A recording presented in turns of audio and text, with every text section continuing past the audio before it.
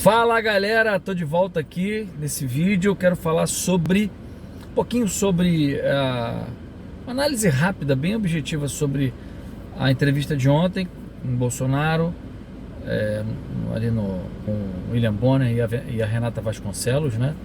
Estiveram entrevistando, ou não entrevistando, mas colocando num paredão ali. Aquilo não foi entrevista, gente. Aquilo ali foi uma cadeira inquisitória, né? Coisa mais ridícula e mais feia foi aquilo ali. Bom, pessoal, o que está em jogo? O que está em jogo hoje? Ou o que estava em jogo ali? Em primeiro lugar, é o seguinte: a gente precisa entender que a Rede Globo tem tomado um prejuízo incalculável com a eleição do Bolsonaro, a última eleição. Mais 4 anos de Bolsonaro, cara, vai à bancarrota. Vai à bancarrota. Se não tiver alguém para salvar a Rede Globo ali, a Rede Globo cada vez mais perde espaço, cada vez mais fica difamada perante a população, cada vez mais perde audiência. E isso eu acho muito bom, porque não é legal a ideia de você ter uma emissora com tanto poder como ela tinha, né? Eu acho que isso não é bom. Você tem um monopólio da informação. Então, quanto mais democrático, para mim, melhor. Então, sim, eles não estão satisfeitos.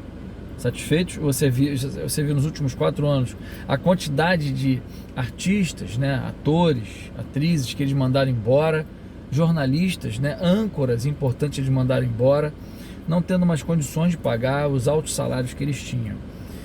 Além disso, você tem a possibilidade dela voltar, né, até aquele domínio. Então, a Globo só consegue ser aquela Globo se ela tiver um governo com possibilidade de se corromper, com possibilidade de se vender. E ela já viu que com o Bolsonaro não vai ter diálogo, vai ser isso aí mesmo. Então, a primeira coisa que está em jogo é o interesse da Globo. Segunda coisa, você tem também outros interesses que estão ali se utilizando da Globo, né? Cada um quer ou melhor, cada um tem um interesse, né? E às vezes os interesses se coadunam, né? Se tornam congruentes para uma finalidade única, né? Então, por exemplo, derrubar o Bolsonaro é bom para a Rede Globo, é bom para a esquerda, é bom para os banqueiros. Não é à toa que todos eles estão apoiando a esquerda. Derrubar o Bolsonaro é bom para os artistas, por causa da Lei Rouanet. Então, derrubar o Bolsonaro é bom para os globalistas, é bom para eles porque tem interesses aqui na agronegócio, tem interesses na Amazônia, interesses internacionais. Então, o Bolsonaro é essa pedra no sapato.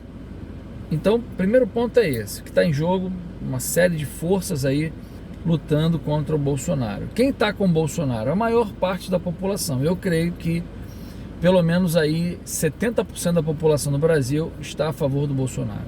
Tá? Na minha percepção, é isso aí, uns 70% do Brasil. Você bota aí uns 20%, 15%, é aquela galera da esquerda mesmo, que gosta da esquerda. E você tem uma fatia aí de sei lá, 10%, 15% também, que não tá nem aí para nada ou não quer saber e sei lá, tem outro tipo de percepção da vida e não querem participar muito desse debate. Então hoje o que está em jogo são essas forças, e a força que está do lado do Bolsonaro é a força do povo, é a força mais democrática, é a força das Forças Armadas também, né, que está junto com o povo.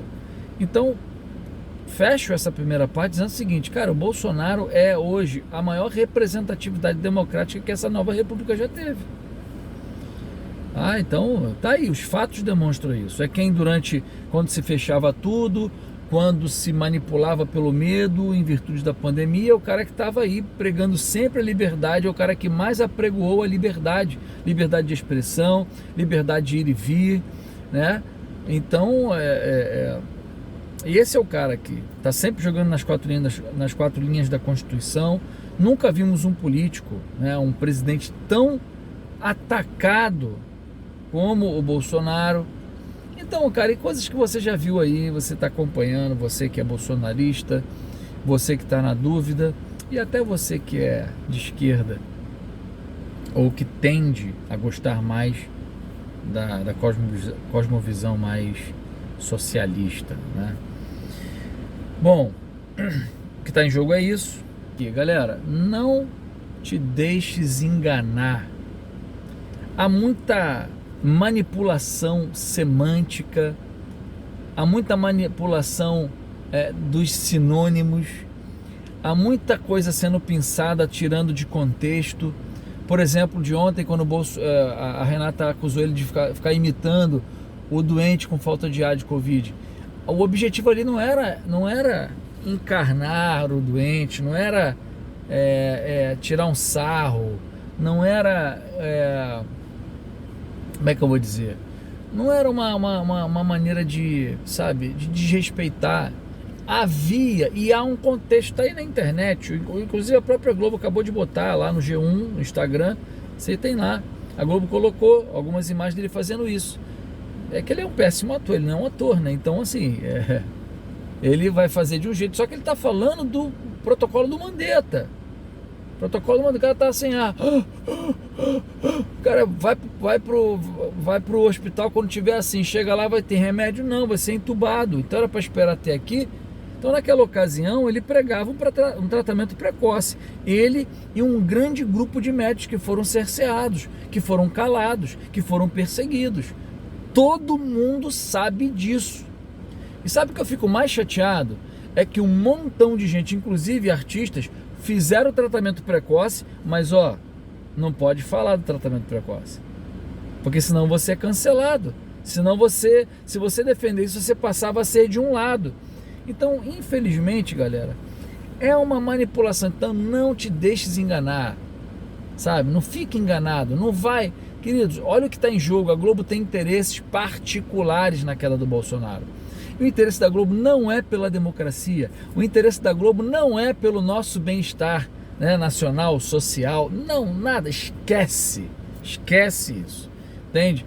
Então, cuidado com as manipulações pela palavra, pela linguagem, a maneira como se tira coisas do contexto e se destaca, sabe, no intuito de você assassinar a reputação do teu opositor. Então, fica ligado nisso aí. Aqui, Bolsonaro e o Centrão. Alguns irmãos, alguns amigos estão assim, Bolsonaro se aliou ao Centrão. Gente, pelo amor de Deus, né? Pelo amor de Deus. Poxa, quando você vai fazer um plano qualquer na vida, você tem seu plano A. Você tem plano A, você idealiza um plano, um projeto. Poxa, só que quando você começa e no meio do caminho, muitas vezes, algumas coisas que não estavam no seu cálculo, que você não esperava, elas começam a acontecer. Você vai ter que ir se adaptando ao longo daquele trajeto. Então, veja, na política é a mesma coisa. Então, o fato do Bolsonaro falar, eu não vou me aliar ao Centrão, eu vou num caminho, o caminho que eu vou ser aqui, ele está falando o ideal dele. E a gente entende muito bem isso. Agora, chegando lá, algumas coisas começaram a não dar certo. Por exemplo, aqueles que eram aliados do Bolsonaro começaram a trair. Moro, Dória, ou não foi? Rodrigo Maia. Começaram a articular de uma maneira. O próprio presidente do partido, o PL na época, né, começou a jogar contra o Bolsonaro. Cara, o cara começou a se ver sozinho. Joyce Hasselman, né? Então, poxa, tô sozinho. Teve um momento que foi o ápice, que ele começou a ficar de fato sozinho, entrando um monte de processo de impeachment contra ele. Poxa, ele tendo que fazer várias reformas, né, pro governo, pro país. Poxa, aí vai fazer o quê, gente? Como ele conhecia ali o Centrão, ele falou, cara, eu vou ter que conversar. Ele pegou aquilo que era possível dentro de um limite mínimo de tolerância.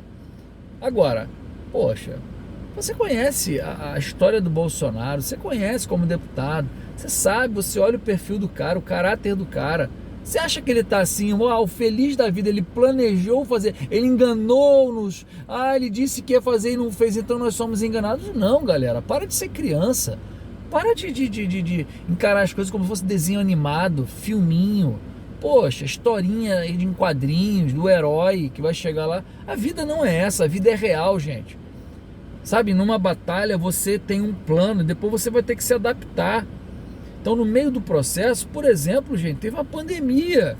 Como é que o cara vai adivinhar? Como é que... Pô, e olha, a pandemia traz desdobramentos nunca antes vivido por qualquer político dessa nação, gente. Pô, então, cuidado para você não estar julgando de maneira equivocada, pueril, sabe, muito infantilizada, muito imatura, uma coisa, gente, que ela acontece, é uma luta, uma briga de gente grande. Então, poxa, reavalia essa tua ideia de não vou voltar no Bolsonaro, não voto nem Lula, nem Bolsonaro, não quero saber de voto. Cara, nós estamos diante, na minha opinião, da eleição mais importante da história do nosso país.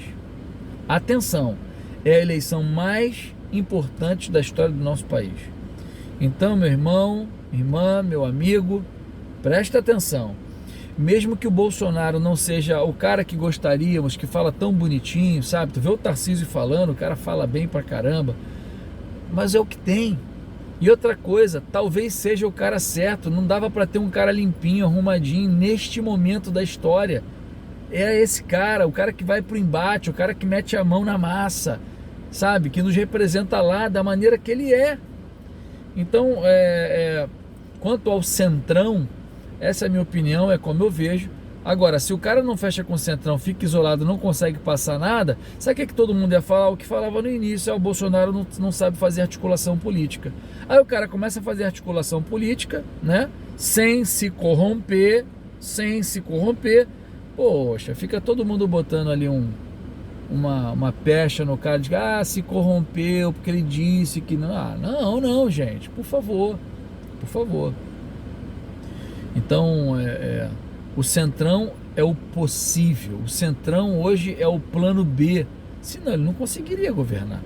E a resposta dele ontem para o Bonner foi maravilhosa, né? Olha, você está mais ou menos assim, né? Está me incentivando a ser um ditador, porque eu tenho que governar com o Congresso. Ora, você discorda disso? Ele vai governar com quem? Ele tem que conversar com quem está lá. Aliás, foi a população brasileira que botou esses caras lá. Então, nada mais democrático do que isso. E outra, tem um vídeo no Pânico, né? A entrevista do Bolsonaro e do Eduardo Bolsonaro no Pânico, se eu não me engano, 2016 ou 2017, mais ou menos. Ele estava pensando ainda em se candidatar, né, a presidente, havia rumores, e ele fala que se ao chegar lá e tivesse lá, não tivesse ele diz o seguinte, que quando chegasse lá, mais ou menos assim, tá, gente, dá um desconto aí, pesquisa aí, quando chegasse lá, que se o centrão era o que na época não se chamava assim, centrão, né, se aqueles que a velha política estivesse lá para ele governar, poxa, ele ia ter que articular, porque política é isso, não tem jeito. Então ele já falou isso, ele nunca enganou a gente. Agora, há o ideal, há o que eu desejo, há o plano A, mas quando você vai botar em prática, ora, meu Deus do céu, às vezes, e na maioria das vezes as coisas acontecem de maneira que você tem que recalcular a sua rota. Você vai ter que se adaptar, ok? Galera, faz um comentário aqui, né? Vamos aproveitar, nós precisamos estar junto, a galera da direita, a galera conservadora aí, precisamos estar junto. Olha só, eu sei que eu não estou postando muitos vídeos aqui, mas eu quero dar minha contribuição nessas eleições, então eu vou postar vídeos sobre a política aqui, né, esse momento político da nação, no intuito de ajudar o nosso presidente, no intuito de ajudar o conservadorismo ficar um pouco mais enraigado, instalado na nossa nação, tá bom? Então esse é o meu desejo. Então se você puder me ajudar a compartilhar esse vídeo, puder fazer a sua inscrição aí, cara, nem que você só aplauda, nem que você bota a bandeirinha do Brasil, o YouTube já vai entender que o vídeo é relevante e vai lançar para mais pessoas, tá bom? Me ajuda a espalhar essa mensagem, esse conteúdo, tá joia? Deus abençoe você. Então, até a nossa vitória, até 7 de setembro, hein? Vai ser a maior da história.